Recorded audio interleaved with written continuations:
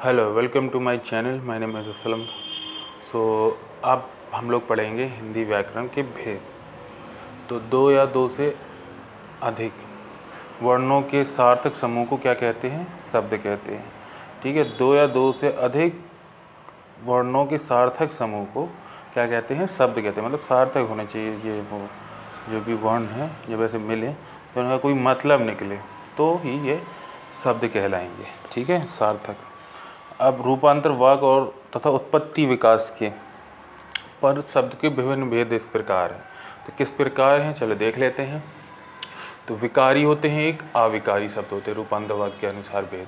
ठीक है, एक विकारी होंगे, एक अविकारी, दो होंगे। विकारी कितने होते हैं? 4 होते हैं। अविकारी कितने होते हैं? 4 होते हैं। ठीक है, तो संज्ञा हो गया, सर्वनाम हो गया, विशेषण हो गया।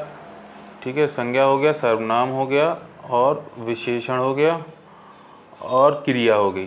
ठीक है, तो ये क्या है? एक विकारी शब्द है।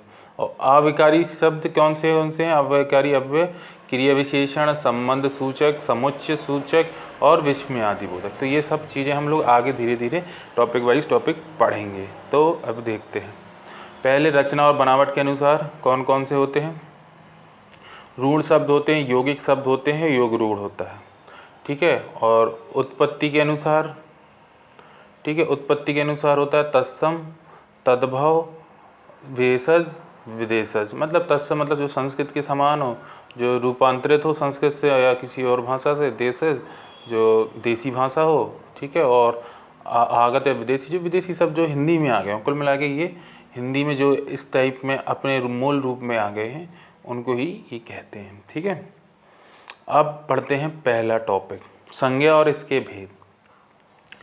तो संज्ञा क्या है? किसी व्यक्ति, वस्तु, स्थान, जाति, भाव के नाम के बोध को कराने वाला शब्द को संज्ञा कहते हैं। ठीक है, तो जब फिर से देख लेते हैं, एक सेकेंड, फिर से देख लेते हैं। किसी व्यक्ति, वस्तु, स्थान, जाति के भाव के नाम का बोध कराने वाले शब्द को संज्ञा कहा जाता है। ठीक है, और संज्ञा के रूपांतर के आधार पर भेद होते हैं। एक सामान्य भेद होते हैं। रूपांतर में क्या है? लिंग, वचन, कारक होते हैं। और व्यक्तिवाचक सामान्य होते हैं, जातिवाचक, समूहवाचक, द्रव्यवाचक, भाववाचक। तो इस तरीके से 5 तरीके की संज्ञाएं होती हैं: व्यक्तिवाचक, जातिवाचक, समूहवाचक, द्रव्यवाचक और भाववाचक।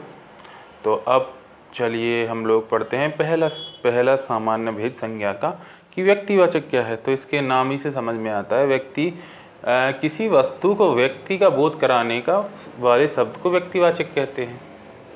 ठीक है,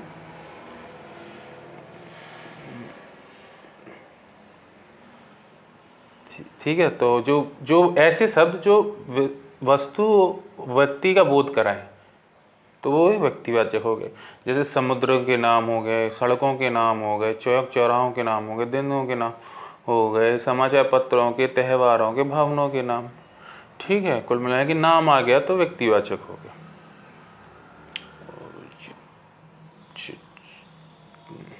तो व्यक्तियों के नाम, ठीक है, ठीक है, व्यक्तियों के नाम हो गए राम, श्याम, मोहन, राधा इत्यादि। नदियों के नाम हो गए गंगा, यमुना, सरयू, ब्रह्मपुत्र। देशों के नाम हो गए भारत, चीन, इटली, जापान। शहरों के नाम हो गए प्रयागराज, पटना, मुंबई। पुस्तकों के नाम हो गए रामायण, महाभारत, कामायनी, गोदान। और पर्वतों के नाम हो गए हिमालय, अरवली, काराकोरम। ठीक है, कुल मिला के नाम होते हैं। जातिवाचक में जाति का बोध होना चाहिए। सब ऐसे शब्द जो जाति का बोध कराएं। ठीक है, ठीक है, व्यक्तियों की जाति वर्ग का बोध कराएं तो वो कहते हैं जातिवाचक संज्ञा। जैसे वस्तुओं के नाम, पशु पक्षियों के नाम, संबंध, व्यवसाय, पदों के कार्य और प्रयोग तत्वों के नाम। ठीक है, जैसे वस्तुओं के नाम में कलम, कुर्सी, घड़ी, मकान, जूता, तलवार आदि। ठीक है, और पशु पक्षियों के माने गाय। तो मतलब इससे क्या है, देखो कलम तो कोई भी कलम, किसी भी ब्रांड की कलम, कुछ भी है ना, समझे। कुर्सी भी तो सभी कुर्सियाँ लकड़ी की, प्लास्टिक की, तो एक क्या, एक जाति है ना कुर्सी। तो है तो गाय हो गई, तो गाय, बैल, बकरी, तोता, कौवा, गौरैया, शेर इत्यादि। ठीक है। संबंधी में भाई, ठीक है, मंत्री, जुलाहा, अध्यापक, ठग, प्रकृति के ज्वालामुखी, सुनामी, वर्षा, भूकंप, तूफान इत्यादि। जिस संज्ञा शब्द का गणीय वस्तुओं या व्यक्तियों के समूह का बोध हो उसे समूहवाचक संज्ञा कहते हैं। ठीक है। समूहवाचक में क्या है, जो समूह में हो। ठीक है। जैसे सेना एक समूह में होती है, मंडली समूह में होती, परिवार समूह में होता, पुस्तकालय समूह, कक्षा में भी समूह हो गया। ठीक है। जुलूस समूह लोगों का, पुंज ढेर, श्रृंखला संघ, ठीक है, कुंज गुच्छा। ठीक है। तो जो समूह का बोध कराएं समूहवाचक संज्ञा कहते हैं। अब द्रव्यवाचक संज्ञा क्या होती है?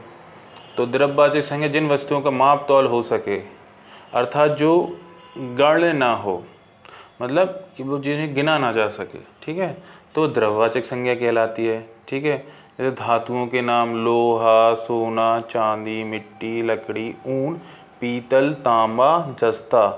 ठीक है।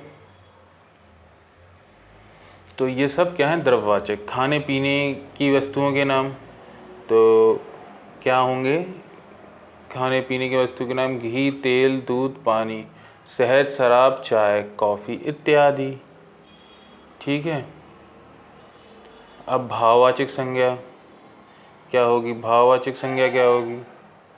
तो तदित प्रत्यय द्वारा, कृत प्रत्यय द्वारा, जातिवाचक संज्ञा सर्वनाम से, विशेषण से।